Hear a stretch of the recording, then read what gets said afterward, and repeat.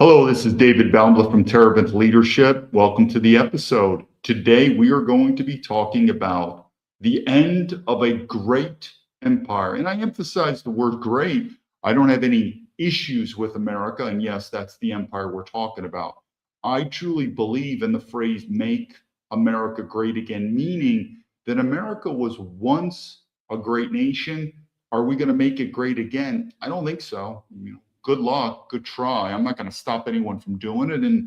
And Donald Trump, as I've said, great president. He's going down a path that I'm about to say is the wrong path, but I think it's also paved in history. And so the point that I'm making is there's many people, and these would be famous people who are on talk shows and political influencers or whatever, and they say a similar mention, and that is people like myself, they would point to people like me, these doomsdayers who are saying the end of America. They always say it, and they point to historical facts like in the dot-com bubble, the end of America, but we keep going on. And I mention that, and I say, okay, you're right. We have continued to prosper America, like we have gotten over the humps.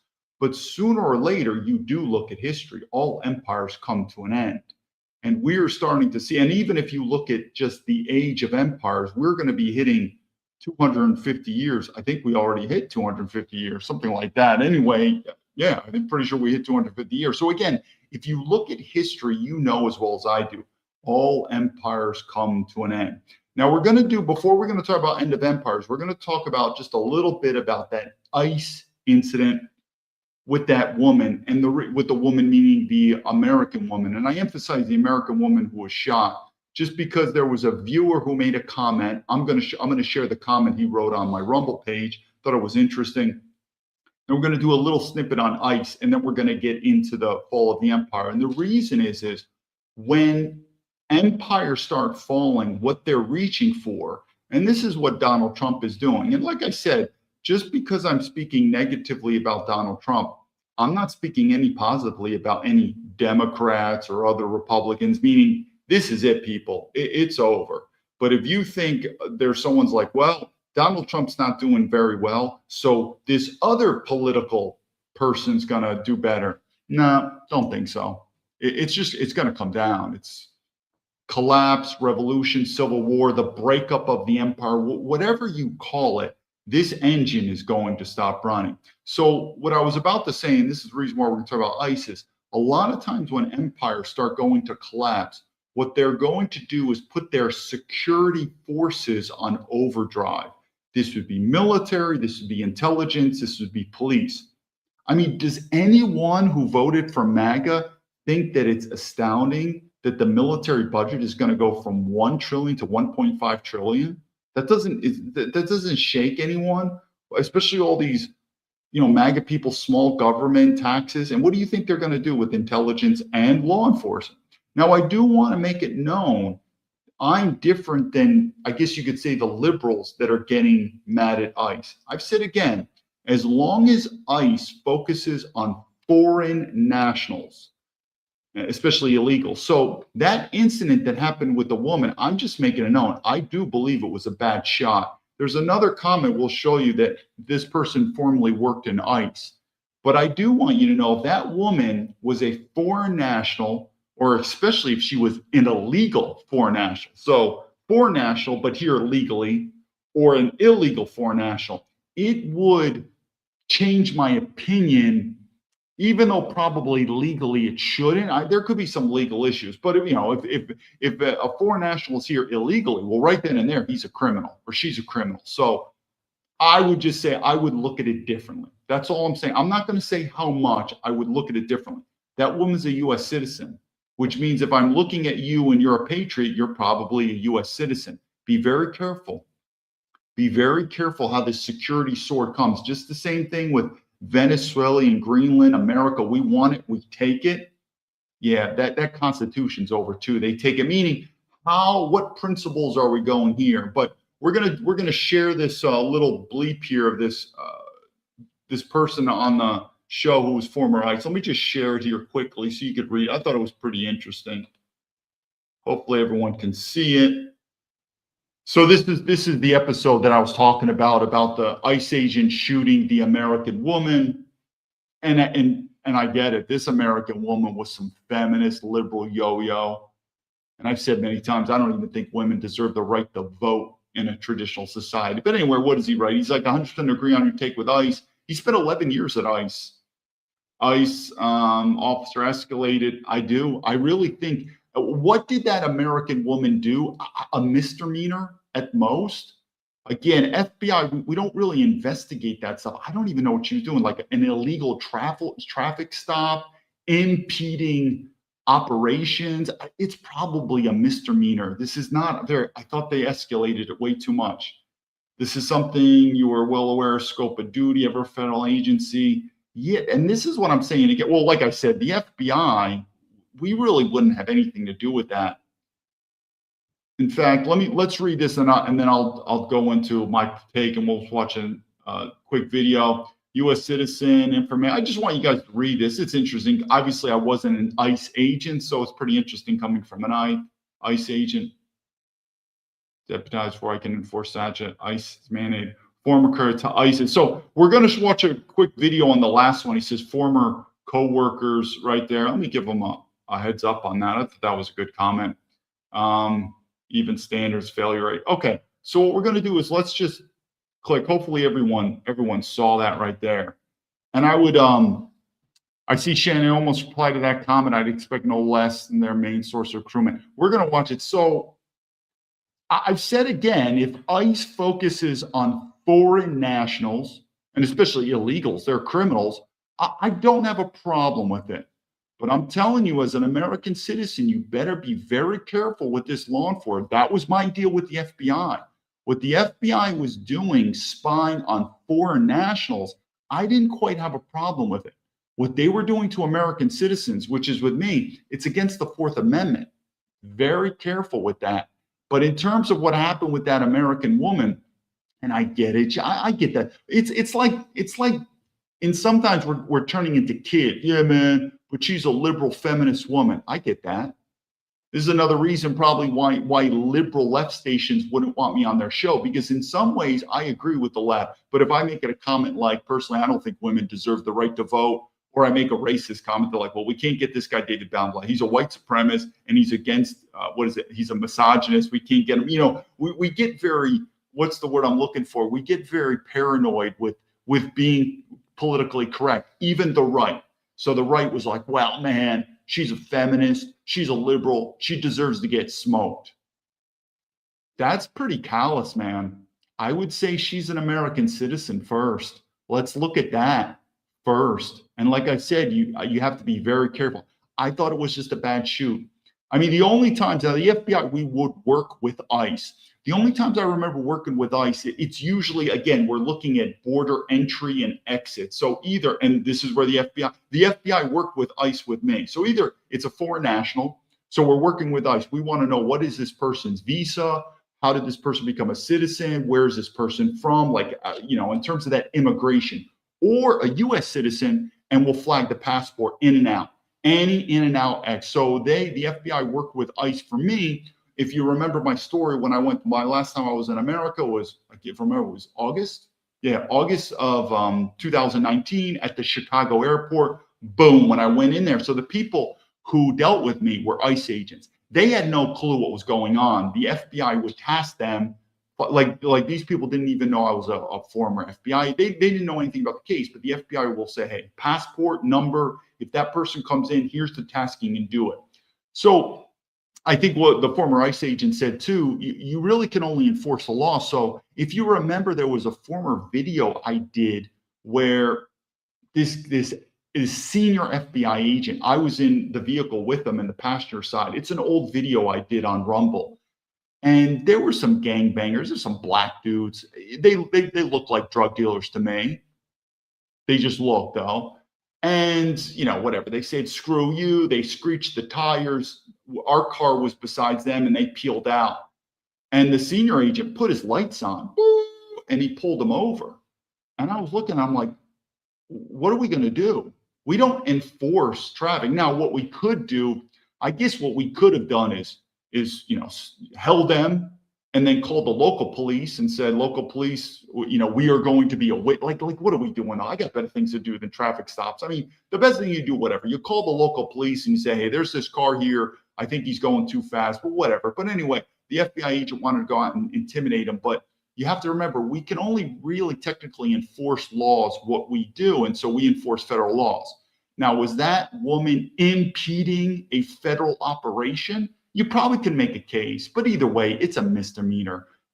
It's a bad shoot. I'm telling you, the American people, you'll see. But I could tell you, in the FBI, I was not impressed with the resumes. Same thing when I work with the CIA. I'm literally 50% of the resumes, like the bottom 50%. And think about it.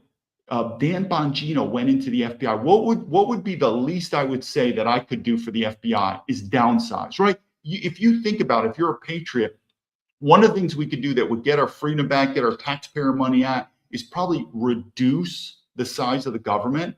Wasn't that sort of I guess you could say, the Republican way, small government? I think there's a phrase that says, small government makes big men, big government makes small men, something like that. But we want to keep getting bigger and bigger and bigger. So the people that are getting in ICE, man, it's bottom of the barrel. I should do a video when I went into the FBI where a senior FBI, he was part of the management, was telling me about the resumes of the FBI. I don't know what's going on with ICE, but I still reaffirm my statement. As long as ICE focuses on foreign nationals, I generally don't have a problem with it. But once they start crossing over and screwing with American citizens, you better be very careful when you say, I back the blue, I back, everyone backs the blue and they don't know how dangerous it is. But then they back the blue and they don't really back the blue. I'm like, oh, I'm the blue, can you help me? So it's all rhetoric. But let's just watch this video about ICE recruitment. And what you're going to watch is this woman, and this is what I'm saying, you'd be surprised. There's a lot of stuff from the far left and the far right we see eye to eye. But I've always said it, we actually can combine in the short term. In the long term, though, we have to separate. And I really don't care about separation, meaning that's the difference between these big globalist entities. They don't want us to separate. It's like a corporation. They want to keep that corporation intact. Whatever. Let the liberals take California, like Minnesota. I don't care. Just let it split, because I'm telling you, it's going to get worse. But the person who's going to this next video, she's a former military veteran. I'm not a big fan of women in the military anyway. I think her and I are politically aligned, but there's some parts we are. And she's basically talking about ICE. So ICE seems to be taking the bottom of the bottom of the barrel. But like I said, as long as they focus on foreign nationals, I don't think I have a problem with it. But I'm telling you, that shoot, I know MAGA, because it's turning into a cult. And this is also the end of the empire. It is turning into a cult with Trump. As long as Trump says it, and there's a lot of people like, God damn it, she should follow the police. And then, I'm telling you, it was a bad shoot. You're going to go down here. As long as you keep your principles and understand and try not to get too biased, and really don't let your emotions go. And I get it. I'm an angry person many times, and my emotions get to me many times. But really try to look at it from an analytical lens of principled leadership. That was a bad shoot. It's going to go down as a bad shoot. And who knows what Trump is awakening. Like, well, now we're going to go with the Insurrection Act. We'll see where this goes. Let's go to this video, though, about ICE agents being recruited. And like I said, it doesn't really surprise me what's going on here.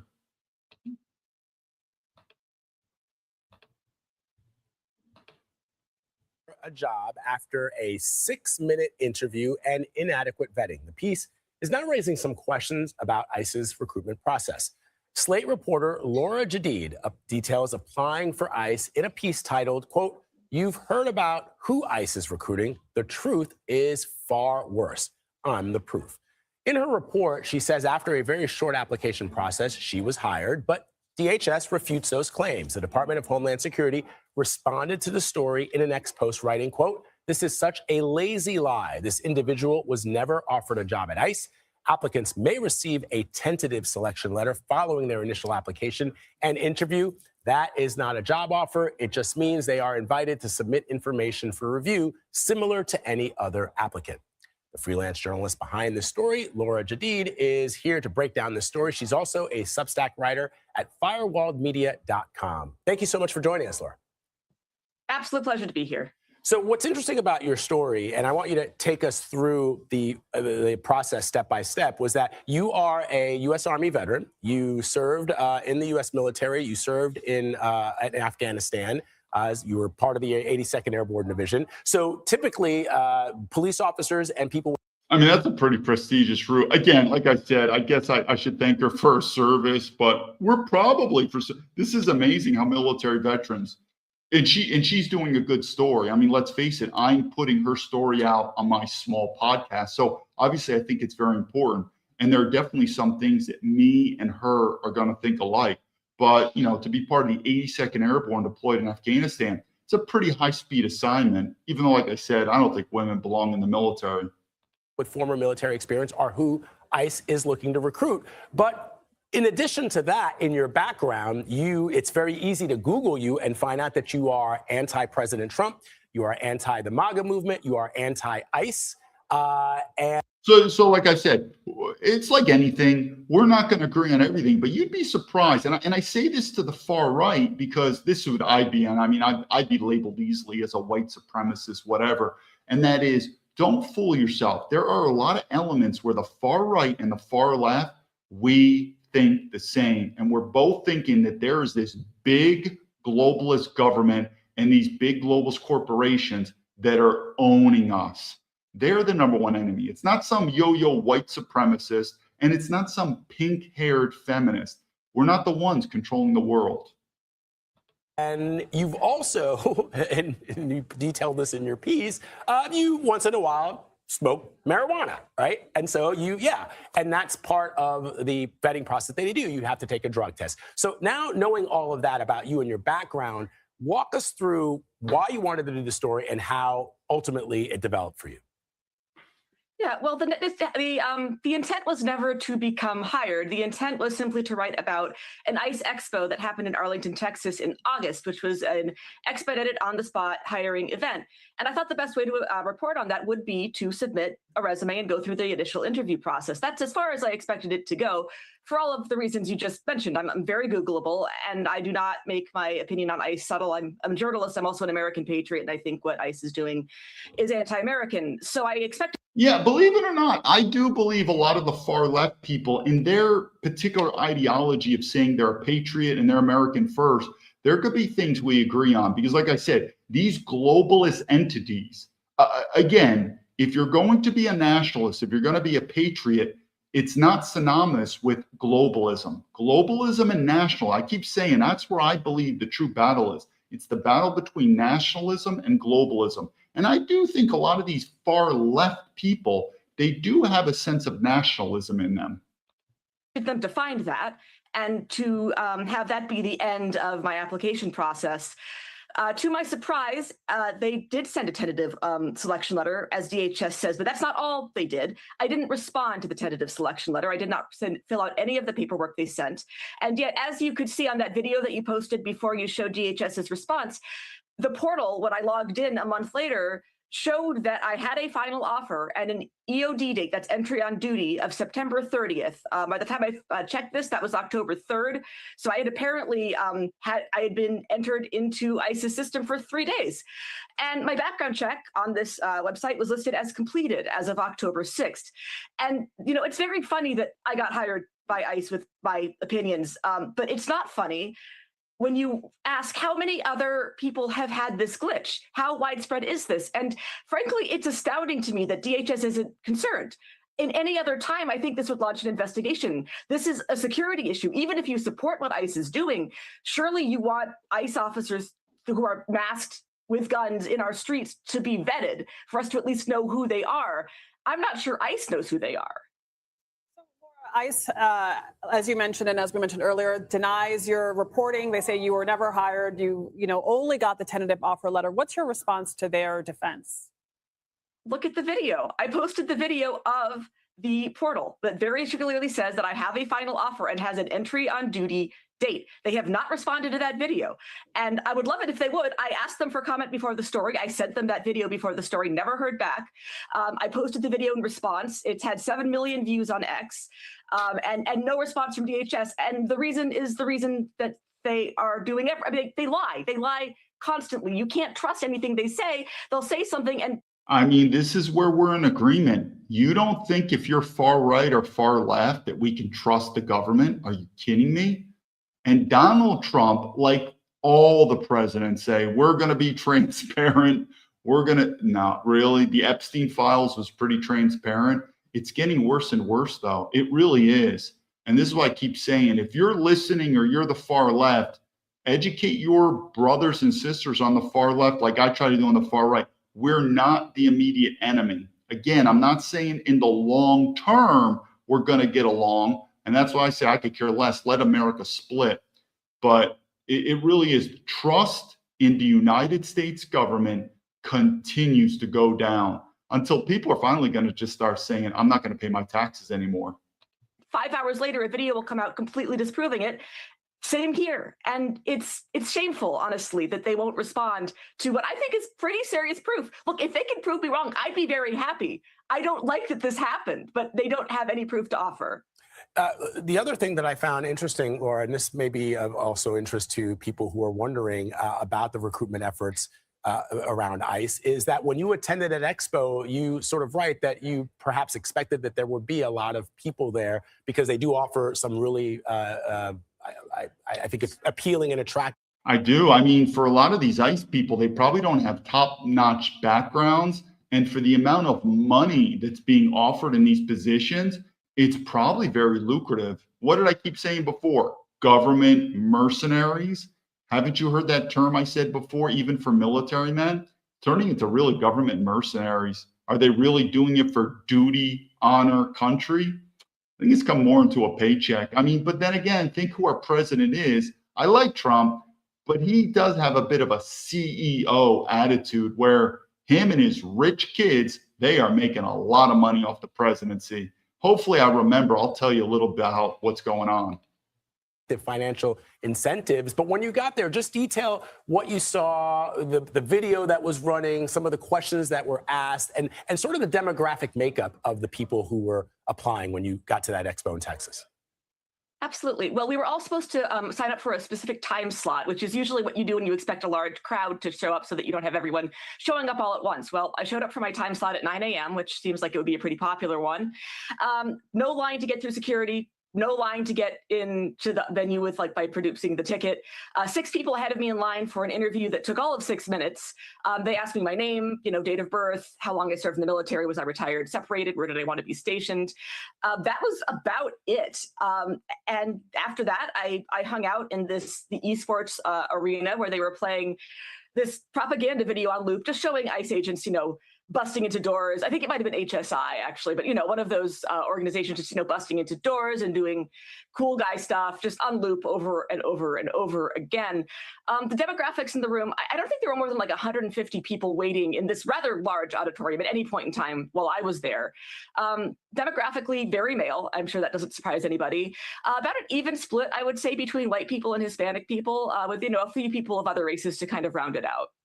Laura, talk to us a bit about the paperwork that you were asked to submit that you never submitted. So you, according to your reporting, were given a job despite having not submitted paperwork. What was the paperwork that you were supposed to submit that you didn't? I mean, a lot of really very normal things that I would expect to submit.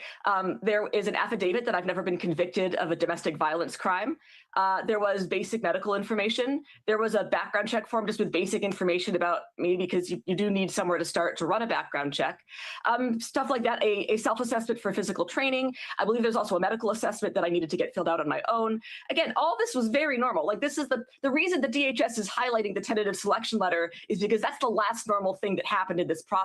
I filled out none of that paperwork. And yet, as you can see on that ICE portal, very clearly says final offer and EOD date. If that means something else, I do wish they'd say so. I wish they would explain it. Yeah, it said, you write that in your reporting, the helpful pop-up appeared, quote, your EOD has occurred. Welcome. Okay, I think let me do some comments on that. So the first thing is, I think her political ideology and mine are different in this. She may overall be against ICE, what they're doing to these foreign nationals. I'm not. So I make it known, as long as ICE focuses on foreign nationals, and especially illegal foreign nationals, it is what it is. Hopefully they act, the most professional they could be. They follow the law, but whatever. But how ICE acts with U.S. citizens, I don't even know. They go, what is it, Kristi Noem, the DHS secretary? I mean, there should be directives on any type of encounter with U.S. citizens. You better be on your behavior. There needs to be something. But I could tell you, I think that was a bad shoot that what happened with that U.S. citizen woman. But again, this is where I think I would be just in disagreement with, you could say, the liberals, where they're, I don't know, the bleeding hearts for these foreign nationals. Nah, I don't really care much about them. Why? Because I can lead by example. I know what life is like as a foreign national. When you're as a foreign national in China, and I would assume it's in a lot of these other non-Western countries, you better watch yourself. You get in trouble with the law, you break it, you don't pay tax, you don't do it. You have no clue how hard that hammer is going to slam on you. I mean, when I see foreign nationals, how arrogant they are in America, what they do, it's inconceivable for me to do that in China. I mean, these Chinese police will throw you in jail and throw away the key. So this is where I'm different. This is where I agree with the left wing and I don't. I don't agree with the left wing, because when it comes to foreign nationals, especially illegal foreign nationals, ICE has a mission. ICE has a mission, and I could shake their hand and thank you for their service. Now, are they fucking yo-yo dudes who couldn't get a good job and they're doing it for the money? We got all that. But how ICE acts or interactions or whatever with U.S. citizens, they better be on their best behavior, because I believe law enforcement in general, to include the military, the FBI, it's gone overboard. It's too big. It's too big, and they're doing more harm. And I've said this many times about our government, about the FBI and the CIA. People say, well, David, how big is big? Well, when they're doing more harm than good, it's too big. And what that ICE did with that American woman, they shot her dead. They're doing more harm, at least in that incident. Now, what I do want to do is, in terms of, I thought I was going to say something else with ICE. So yeah, hopefully that's it, but this is where we would agree, disagree. Now, I do want people to know, and that is, like I said, if I was in the government, at least with the FBI and the CIA, I would fire half of them. And here's a story. I told this story before, but let me tell it again. And this is for the CIA. So I can't imagine for ICE how low some of these people may be getting in the bottom of the barrel to do it.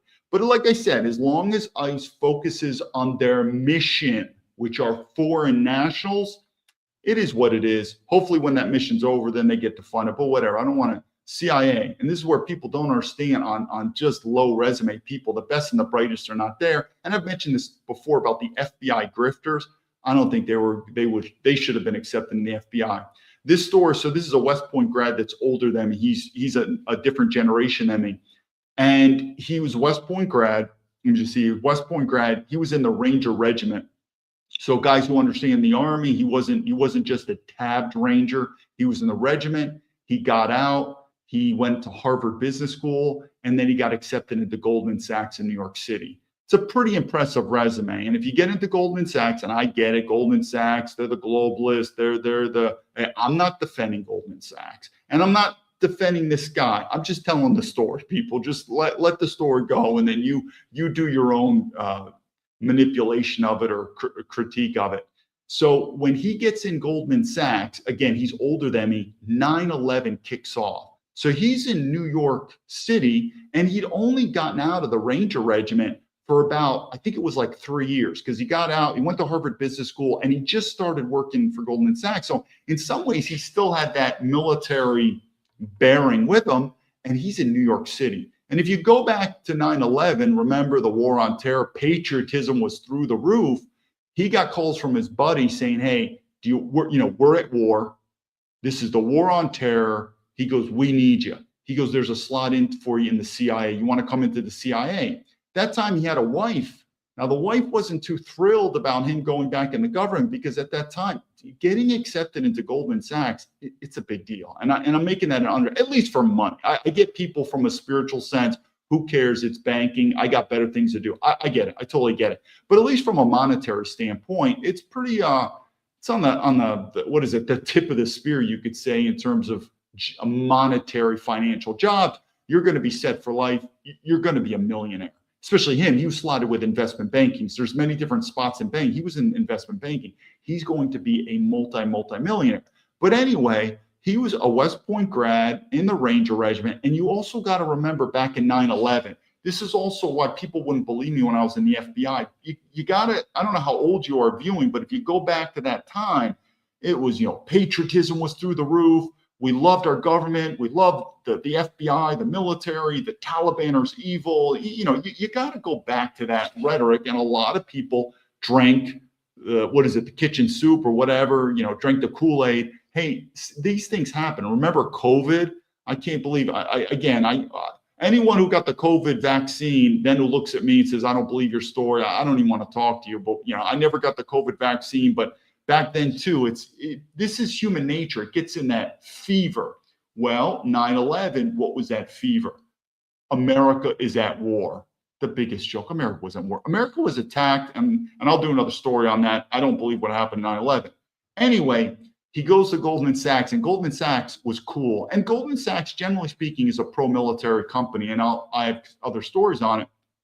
And the story was Goldman Sachs said, listen, they knew what he was doing. He's like, listen, I got called up to serve my government. We're at war. Got Goldman Sachs, and I was at Goldman Sachs, probably started the war. And so he's like, I want to go in, but I'm what is it? The word I'm conflicted. I'm conflicted because he said my wife doesn't want me to go back in the government. She's really settled now in New York City. We're very happy. We're also making a good salary. I don't know what to do, but I am a West Point graduate, and I really feel my country's calling. And so they were cool. They said, listen, if you leave and change your mind, because he kept thinking, he's like, I don't know if I'm making the right decision. And Goldman Sachs says, if you leave and you come back within a year, you don't have to reapply to Goldman Sachs. Your office is waiting for you. If you leave more than 1 year, no promises. You're going to have to reapply, and who knows? I mean, just so you know, getting into Goldman Sachs, it's kind of like a once in an opportunity. To get in there. So he did what, you would say an honorable, or many people would say ignorant, because we know about what happened in 9/11. It was a joke. He goes into the CIA. Guess what he does? During the farm, we call it the clandestine training program. He looked around at the people and he just said, these are some of the most incompetent people I've ever met. And he quit. He went back to Goldman Sachs. And it's the same thing. Now, people said, why didn't I quit at the FBI Academy? Well, I was a little different than him because I had just gotten out of the military. I didn't have a Goldman Sachs job lined up for me. And I really didn't know what I want to do. Most people who get out of the military can understand what I'm talking about. You have no clue. And I was told that life would get better after the FBI Academy, which it did. Graduating the FBI Academy, it does. You get some more freedom. But I quit. But it's weird. When people find out that I quit the FBI, they're like, he didn't quit. He got fired. It makes you wonder what type of resumes that these people have. Because if you have a really high level resume and then you see the what it's about. And so what I'm trying to say is the CIA and the FBI are able to recruit at a higher level, you could say, resume. I don't even know what's happening with ICE. I could just imagine. But I still stand with my point. If they focus on their mission of foreign nationals, I will still stand by what President Trump is doing, lowering the standards, getting in the bottom of the barrel. But once those ICE agents start crossing over, and they're going to having interactions with American citizens, there needs to be very clear rules of engagement on how they're expected to act with U.S. citizens, because they're going to run into protesters. But I say again, it's a complicated scheme, but it can be worked out by smart people. But at the end of the day, that shoot on that American woman, I get it. She was a lesbian. She was a Looney Tune. She was a liberal. She was still a U.S. citizen, people. And it's the same thing that reminds me when I was in the FBI. Everyone knows me. I'm not a defender of Islam. Again, this is when I was in the FBI in 2004 to 2007. The FBI was rampantly spying on US citizens who were Islam, who were Muslims. Yesterday it's Muslims, tomorrow it's Christians. So today it's that wacky lesbian, pink-haired woman who got shot. She's a US citizen. Tomorrow it could be you. Watch your principles on that. But I say again, I'm not into it. So what we're going to do is, let me look at some questions. We're going to do the video of the end of empire, which is coming. Let me just watch here. Golden Tulip. I see, all right, 20 years in the U.S. Marine Corps. You didn't want to do it. Boxing. I should do some videos on boxing and the MMA, stuff like that. No ICE agents are doing it for the money. Yeah, Shane. I mean, that's kind of how our military is too. I mean, look at Donald Trump. People say we're building up the military. You think Donald Trump and his family are ever going to serve? He's basically, our government is really turning into just government mercenaries. It's all about the money. And where's that money coming from? Yeah, we'll see. And in fact, this is what I want to do really quick. We keep doing that. I argue with this is what Shane, I'd argue you're typical American and typical North have the same understanding of foreign policy. Yeah, Americans are just not that, it's kind of getting dumbed down in terms of foreign policy. But what I do want to do is, before we go to this video, we're going to do one quick video on gold and silver. Why? It's part of the end of the empire. Our US dollar is going down and people want big military. I mean, is that what you wanted, a big military? I think by now, common sense, like I need to do a video on Greenland, but what they're saying now is we need Greenland for security. It's of the vital essence. Don't you remember the same sort of thing during 9/11, the war on terror? Like it's the most vital thing. And now we're negotiating with the Taliban and ISIS. But do you remember that? The war on terror? This is the most crucial thing to America's survival. The war on terror. What happened to the war on terror? Now it's Greenland for China and Russia. Like it just continues to float around. And I'm telling you, he starts, meaning President Trump, so I remembered it this time too. President Trump and his kids are going to make a ton of money. The way he's working it is his two sons. I truly believe it's absolute corruption, but whatever. We are past the Rubicon now of saying our government's corrupted. Everyone knows it. It's just whether you want to continue to pay taxes or not. I've said no, do what you do. But the way he has it work is his kids are running his own private company. So from a legal standpoint, they're separated. His kids have, in terms of legal custody of the Trump organizations. And what do the kids do? They buy stocks based on Trump's policy. What is one of the big stocks Trump invested in or his kids invested in? Well, the Boeing company. So when Trump pushes up this, you could say, military industrial complex, it hasn't really changed. And that's something that a lot of people were surprised. They thought Trump was going to be different than other presidents, and we were going to downsize the military industrial complex and stay out of military conflict. It's turning into actually the opposite now. And I've actually defended Joe Biden, which I think he'll go down as probably one of the worst presidents in history. But he did something that Trump should have done.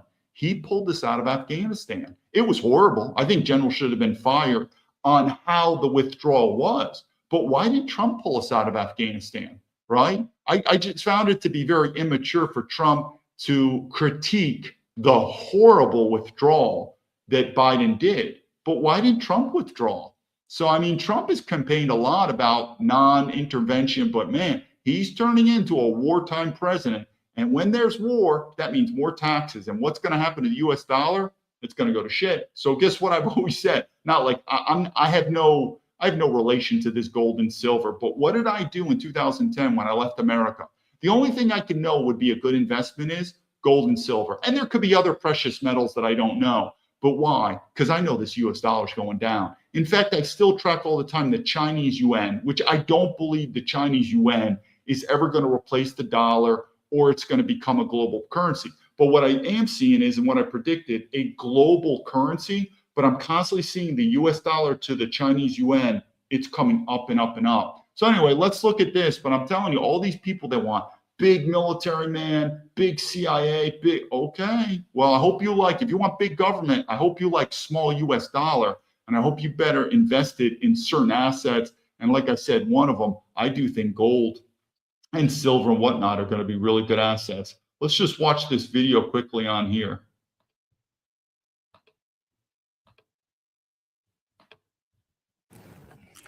The crisis in Iran is unfolding not just on its streets and global capitals, but also on stock markets.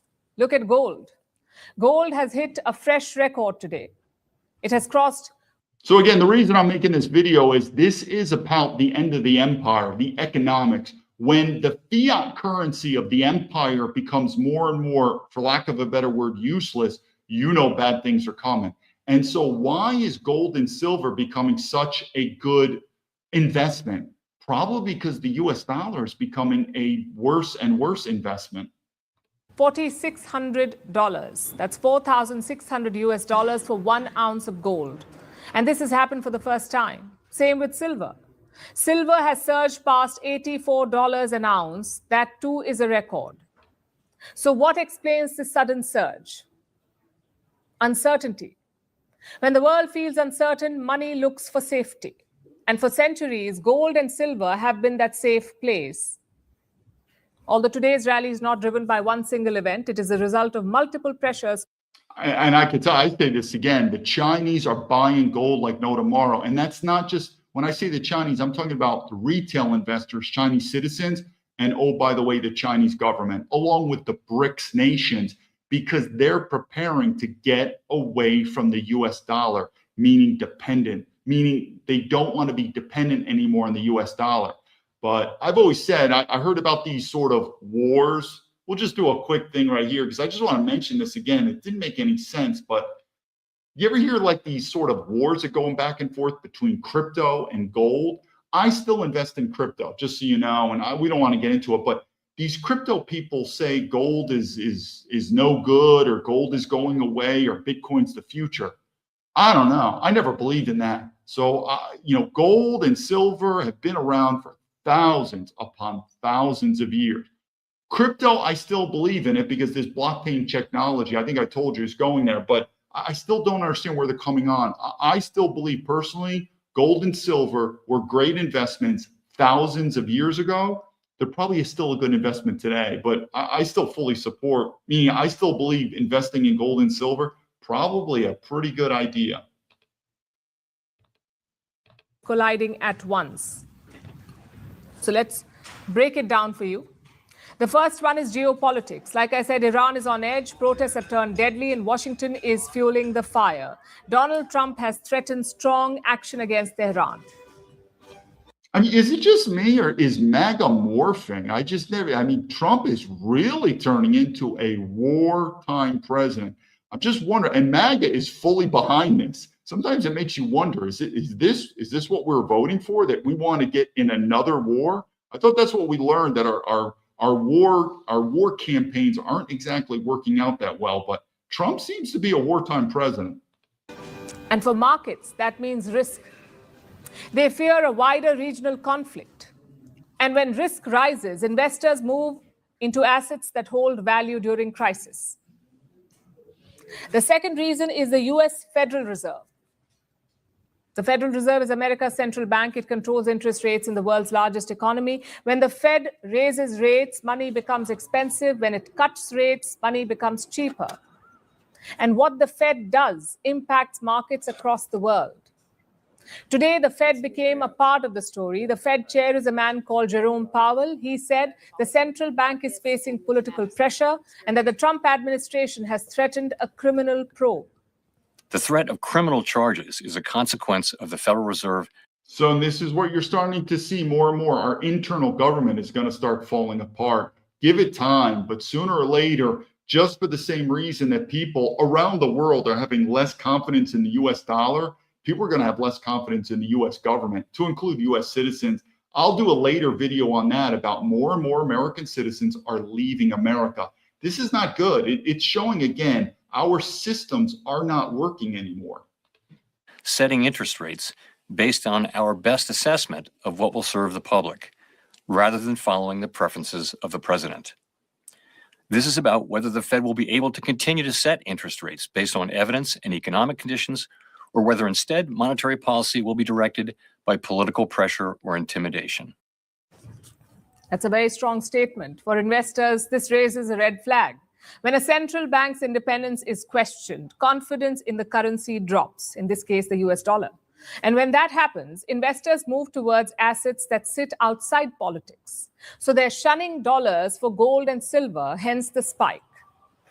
The third reason is the US economy itself. It is showing signs of slowing. Job growth has cooled, and markets now expect at least 2 interest rate cuts this year. And why does that matter?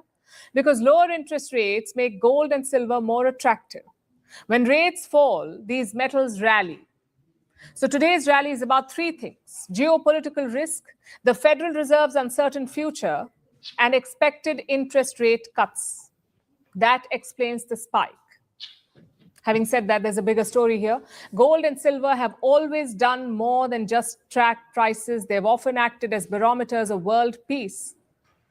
Not because they predict war, but because they measure fear. Look at the historical pattern. In the 1970s, the world was shaken by oil shocks and the Cold War. Gold prices doubled after the 1973 oil embargo. They surged again during the Iranian Revolution of 1979. Then in the 1980s, amid the Soviet Union's invasion of Afghanistan, gold hit a then record high of $850 an ounce. And silver exploded even more. Then in 1990, when Iraq invaded Kuwait, gold jumped within weeks. And when the Gulf War ended, gold prices stabilized. The message was simple and consistent: fear drives up prices. After 9/11, gold began a decade-long rise. The war on terror, massive government spending, global instability, all of it pushed up gold. From around $250 to nearly $1,900 by the year 2011.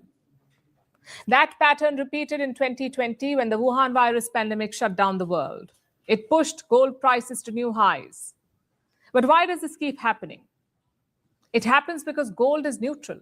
It does not belong to any government. It cannot be printed, and it cannot be sanctioned by a policy. So when trust in institutions falls, trust in gold rises. Silver tells a slightly different story, though. Silver is also a safe haven asset, but it's also an industrial metal. Silver is used in electric vehicles, in solar panels, and defense. Yeah, the silver, this is where China has really cornered the market, you could say, on precious metals with silver. So this is where both gold, but particularly silver, there are a lot of uses, industrial uses, whatnot, where these are valuable commodities. Technology. When silver rallies alongside gold, it is often a signal, not just of a short-term fear, but expectations of a longer period of global stress. And this is why many experts call gold and silver one of the most reliable indicators in the market. So long story short, when gold and silver hit records, they're not just making headlines, they're flashing a warning that trust is shaking, risks are rising, and the world is bracing for more turbulence. So we're going to watch one video here about the end of the empire. And why? Why is this sort of near and dear to me to talk about it? Well, one, if you've watched the very first episodes of me, I'm predicting collapse, revolution, civil war. So it's basically what I've been predicting. But also, unlike you could say other people know my story. I left America in 2010. I wasn't running from the law. I didn't flee America for, I was a wanted man. It's absolutely all lies. I just particularly told my friends, I believe America is going to collapse. Now, back in 2010, it sounded pretty crazy.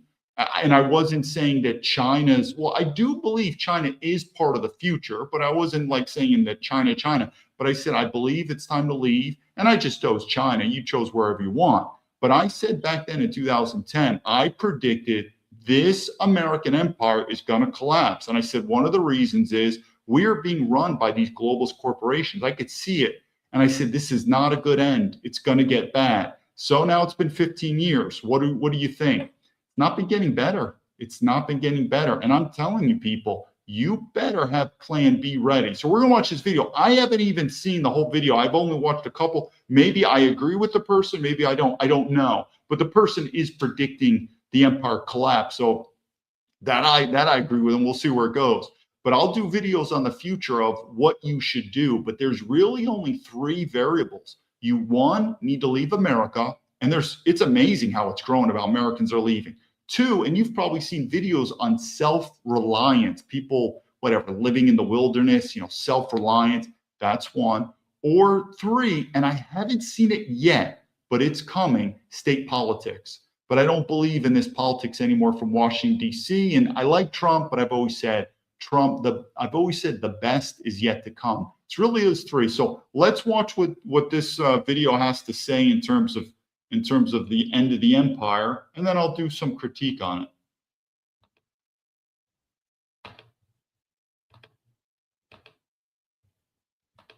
As President Trump threatens Iran, Venezuela, Mexico, Greenland, and more, we spend the rest of the hour with the renowned historian Alfred McCoy. His new book, Cold War and 5 Continents, A Global History of Empire and Espionage, and his recent article, Ending the American Dream by 2029.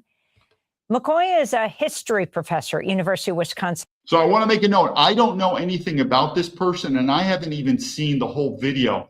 But I'm telling you, people, you get ready. There's more and more of these videos out, meaning it's becoming more mainstream. Collapse, civil war, end of the empire. This was not like this when I left in 2010, meaning my prediction will come true. Madison, we welcome you back to Democracy Now! In your book, you describe the 1953 coup in Iran as an act whose consequences were measured across decades, leading directly to the 1979 revolution. What are your thoughts on witnessing this escalating Trump threats against Iran, saying the U.S. may possibly intervene militarily there? Professor McCoy. Thank you, Amy. The United States is an empire in decline. And if you look back over the past 100 years, the lessons of history are pretty clear. Declining empires suffer from 2 things. One, they suffer from what's called micro-militarism abroad. They send troops abroad. In their flailing decline, thinking that some form of military intervention will recapture the global power that is slipping away from their hands. And then domestically, the other thing they suffer from, every single declining empire over the past 100 years, the Soviet Empire, British Empire, the Spanish, all the rest, they suffer from coups. And of course, we had our coup on January 6, 2001. So as American politics become increasingly contorted and irrational, I think the thing to do is to realize that we are an empire in decline, and we are writhing in this kind of irrationality, particularly in the international realm, and it will continue for another decade or 2 until the American power finally slips away. And Professor McCoy, in terms of this declining empire, the Trump administration, President Trump has said he wants to increase military spending by 50%, from $1 trillion to 1. You know something? I haven't heard that much negative news about this. Obviously, Fox News is not going to say anything negative. They've actually said it's positive. Like Donald Trump promised a strong military, and we're going to get it. Yeah, that's $500 billion. You're telling me American taxpayers that are having trouble putting food on the table and having families, that's what we want to spend our money on? It's like the Roman Empire collapsing. So now we're going to spend more money, not we, meaning the government, your money, on, what did I say? The security apparatus, where we probably could say it probably would be better to ease off on our taxes. We need more money. We want to make children. We want to buy a house. But that's a lot of money, people. 1 trillion to 1.5 trillion. You're not hearing much in the news, especially from at least Fox News, anything negative about it. It's a lot of money. Why? What is this threat? We already had the war on terror, right? Did we win? Like, that's a good question. Out of all that money, even when I was in the FBI, I was part, you could say, the front line war on terror. You're the taxpayer. You're the American citizen. Did we win? I mean, I just showed you the video before about Petraeus looking at the former ISIS FBI wanted person for Syria saying, I'm a much fan of yours. I'll tell you, no, there is no direction other than collapse. You give it time, this empire will collapse. 5 trillion. How does this fit into the flailing of a declining empire, as you mentioned, and also this attempt to reassert control over the Western Hemisphere, to create essentially a fortress of the Western Hemisphere against the rest of the world? The likelihood of that succeeding. Good question, Warren. First of all, the United States has been for over a century now dominant in the Western Hemisphere, at least North America. And even with reduced global influence, the United States does have a capacity to exercise military force in the hemisphere. Whether that will produce good relations with our Latin American neighbors is highly questionable. But to turn to your question about this retreat from the world into the Western Hemisphere, that's effectively a near disastrous decision. Right now, we are in a new Cold War, a Cold War between Moscow, Beijing, and Washington. And the object of the new Cold War, just as it was for the old Cold War, is dominance, control over the vast Eurasian landmass. The way the United States won the Cold War, and we did win it hands down, was that we encircled the vast Eurasian continent with an iron curtain, and we defended that iron curtain by rings of steel, naval armadas, aircraft, and above all, military alliances, the NATO alliances on the western end of Eurasia, and 5 bilateral military alliances with Japan, South Korea, Taiwan, Philippines, and Australia on the eastern end of Eurasia. And Washington simply sat back with the Sino-Soviet bloc contained behind what was called the Iron Curtain and waited for a blunder. And the Soviet Union, like many declining empires, engaged in this micromilitarism. It invaded and occupied Afghanistan in 1979, and by the time the Red Army withdrew 10 years later, bloody and battered, it was. Yeah, I just want to put this point. I say it again. There's a lot of people cheering that special operations tasking that we did with President Maduro's from Venezuela. Yeah, that's one thing. Did we actually accomplish the mission in Venezuela? I think it's going to turn into an absolute blunder, similar to Iraq, similar to Afghanistan.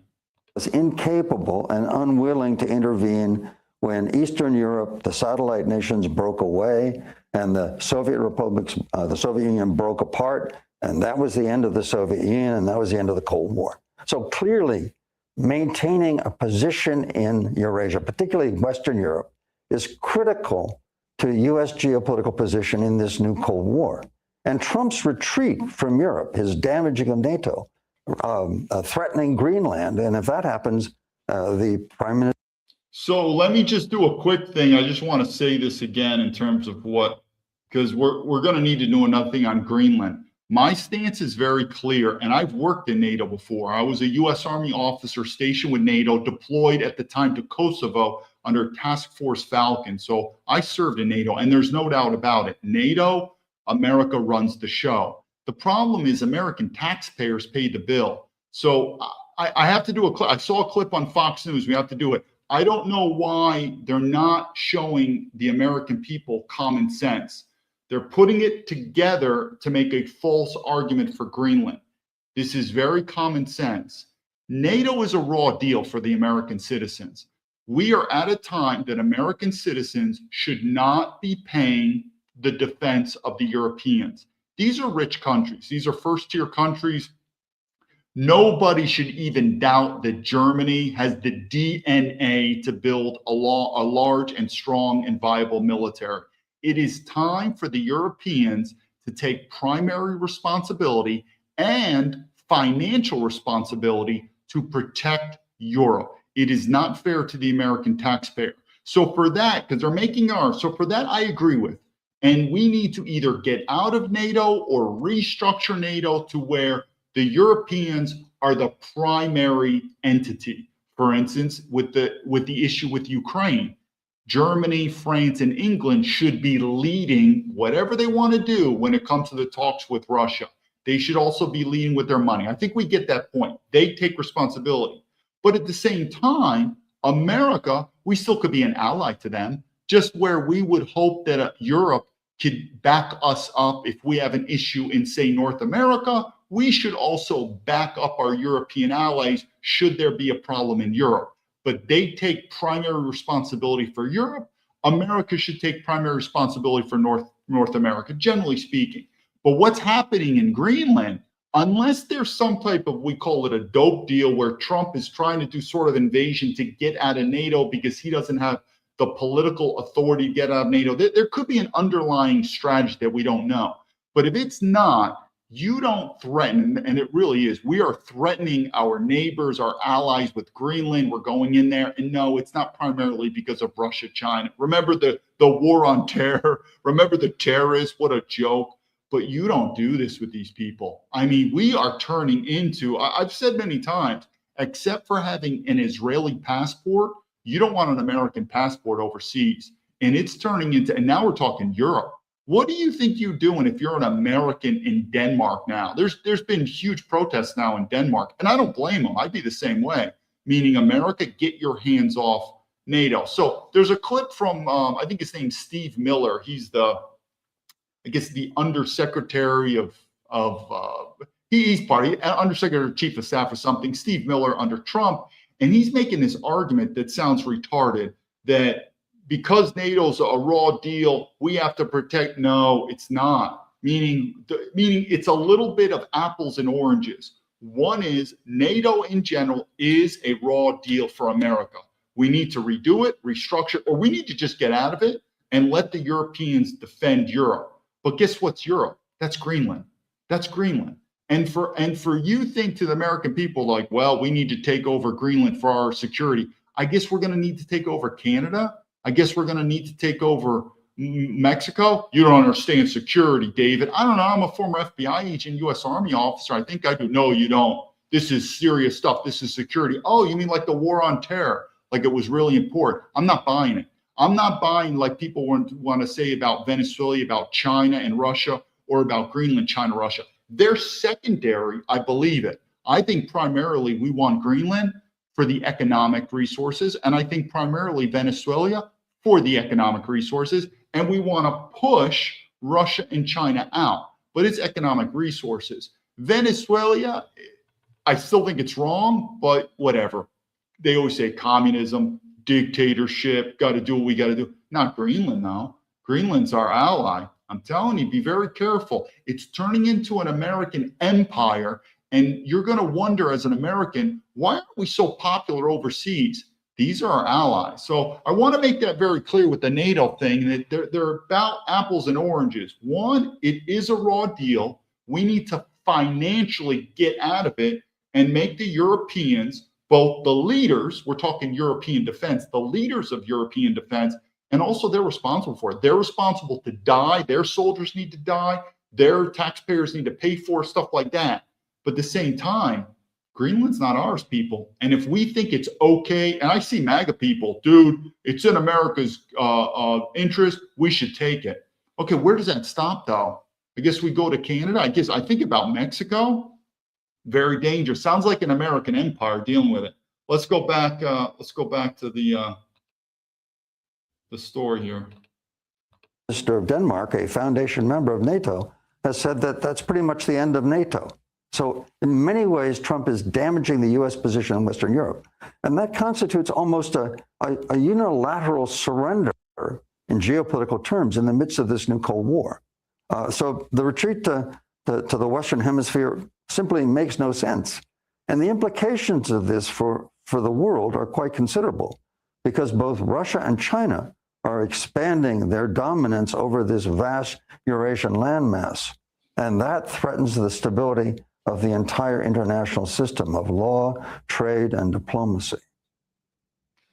Well, you mentioned Russia and China in your recent piece, Ending the American Dream by 2029. You talk about China's electric vehicle production, which already is 70% of the global total, how that could make the U.S. auto industry, which was for most of the post-World War II period, the mainstay of the American economy, almost obsolete. Could you talk about the significance of that?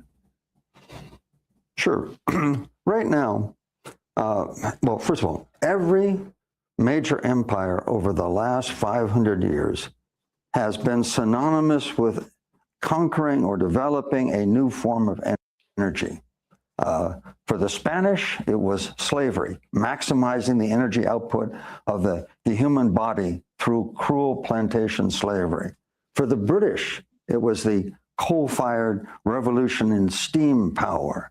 For the United States, it was oil power. And we are now in the midst of a green energy revolution, switching to alternative energy, solar and wind power, particularly solar. And China is absolutely dominant in every aspect of this green energy revolution. And so, since imperial power, global hegemony, is synonymous with... He's right about that, but I always push back. I'm like, how is China doing this without immigration and diversity?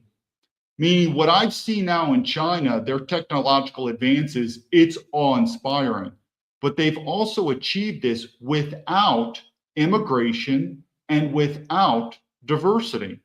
So whatever happened to all the propaganda that we're saying that we need immigrants and we need diversity? China doesn't. So how are they able to do this without it, and yet we need it? With energy innovation, China's dominance in this sector is going to be a key factor in its rising global hegemony, displacing the United States as the world's preeminent power. China already dominates the production of solar panels and solar panel components, and they're now turning that into this very important consumer durable, automobiles. And China's production of automobiles is extraordinary. They can produce a quick charging, long range electrical vehicle and sell it for $9,000. You can't get a secondhand Honda for $9,000 in the United States anymore. That's an extraordinary price. This is where China, let me just say this real quick so we're on the same sheet of music. This is where China is a much bigger threat to America than the Soviet Union. Why? China poses an economic threat. And remember, what are we? We're the globalist corporation. Our corporations are so dependent. Even the American citizens on one hand says, China's the enemy. Oh, wow, cheap China product. I need to buy it. Soviet Union didn't have that economic might. The Chinese, their economy now is going to get so big that if America decides to attempt to isolate or sanction them, they already might be quarantined off, meaning the BRICS nation, where they don't even need the American market anymore. That's where China is a much bigger threat. But there's nothing wrong with that. I mean, every nation wants to be a competitor in economic. It's the same thing if you're working in a company and you tell your boss, hey, boss, I want to quit and I want to start my own company. And your boss says, so that means you're going to compete against me?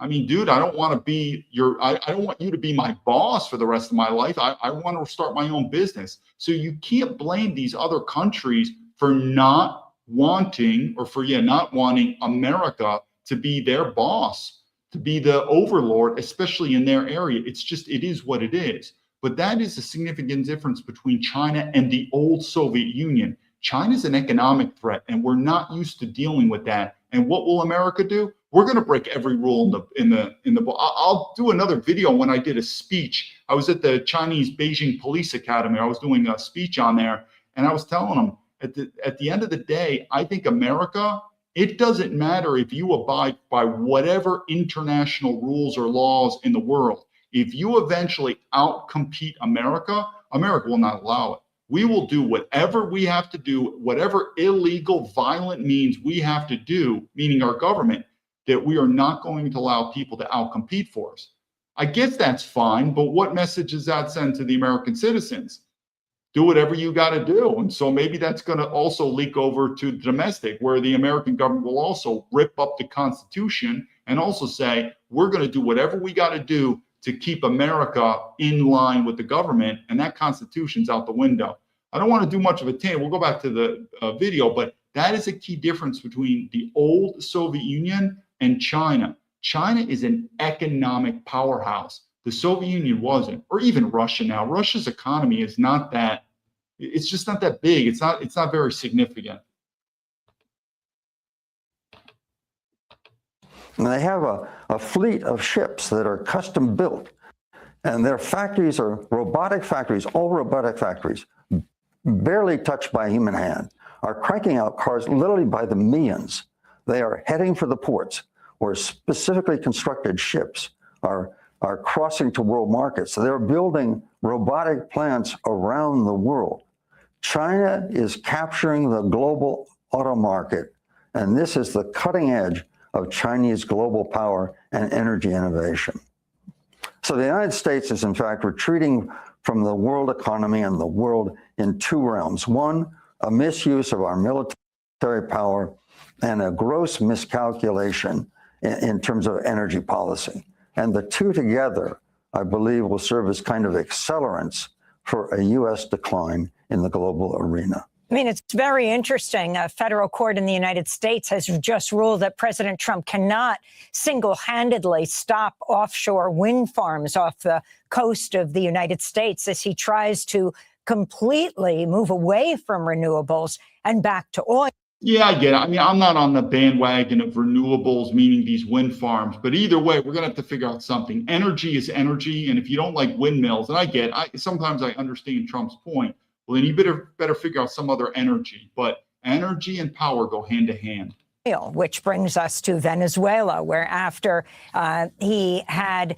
Yeah, I'm still very firm in my stance. Our primary reason in Venezuela and our primary reason in Greenland is resources.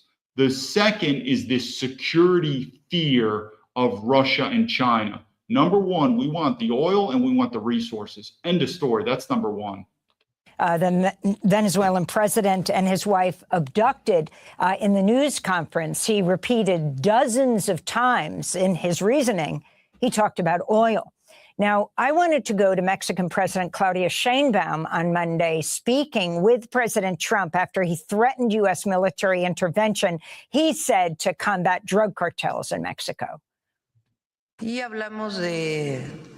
President Donald Trump and I talked about the joint work done in security. There are important results from the joint collaboration. For example, the fentanyl crossings have reduced by 50% in Mexico and the U.S. How is that measured? By the fentanyl seizures they do on the other side of the border. So, CBP, which is a U.S. agency, makes public the amount of fentanyl seized on the other side of the border, and it has reduced by 50% in a year.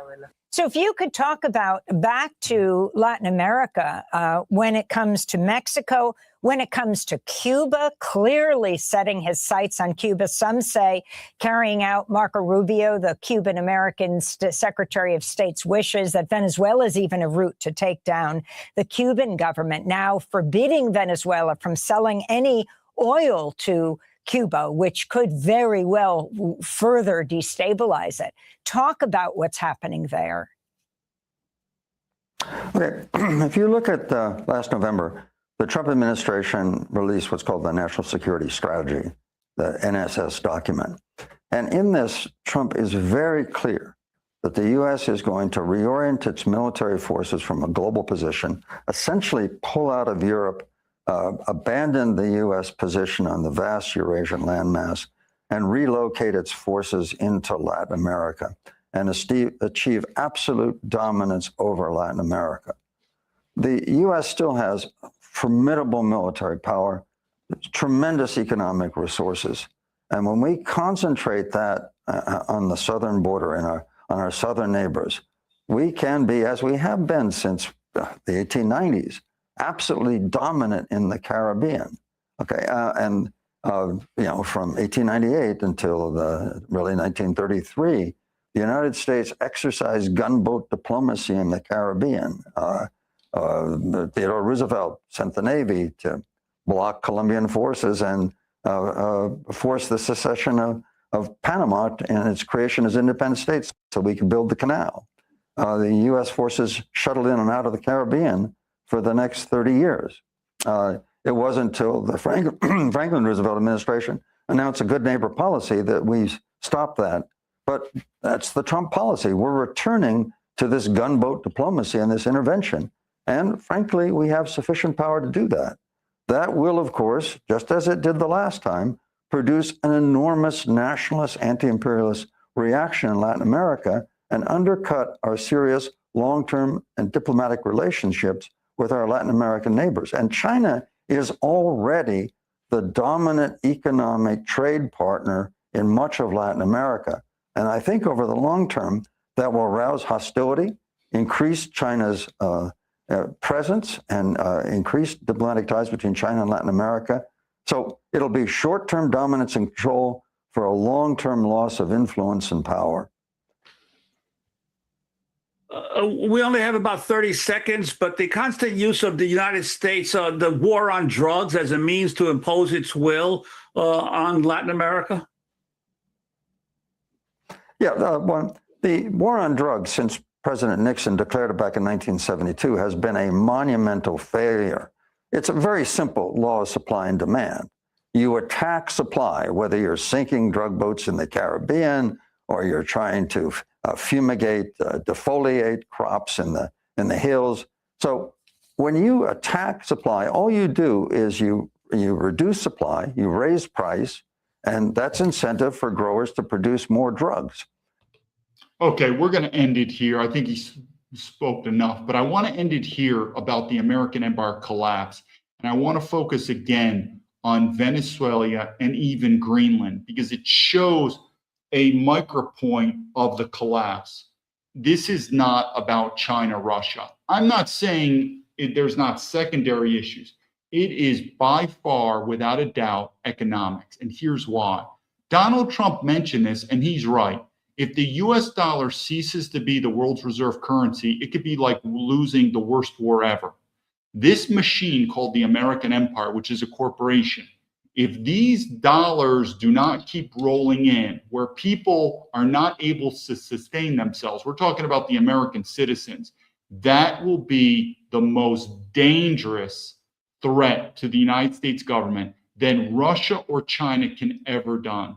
So the point is this American economy, which I think is heading for a collapse, is probably the number one threat to the stability of the United States government than any type of outside military threat from China, Russia. You don't. I'm living in China. They have enough problems to take Taiwan. You've probably seen by now Russia is having enough problems to take Ukraine. But if this economic engine stalls in America and people are jobless without food, think of all the pissed off, angry, gun-toting Americans out there. They will take this country down in fire. And so what Donald Trump, I believe, is doing, kind of like the mafia, he's going to steal it. He's going to steal the oil. He's probably going to reduce oil prices in America, which is going to fight inflation, also reduce the cost of goods. But they know in the government that the number one threat of the American government being toppled is also domestically and this issue with the economics. Because I truly believe this US dollar continues to go down. And if this economy stalls and has a crash, which I'm also predicting, like the Great Depression, the amount of anger and guns in America will make China, Russia look like nothing. So what's one way to boost the economy? Think about it. What if you're in a company or corporation and you're about to go bankrupt? Well, you have a lot of guns and you say, why don't we just steal money from other companies? And someone says, but we can't do that. We'll get arrested by the police.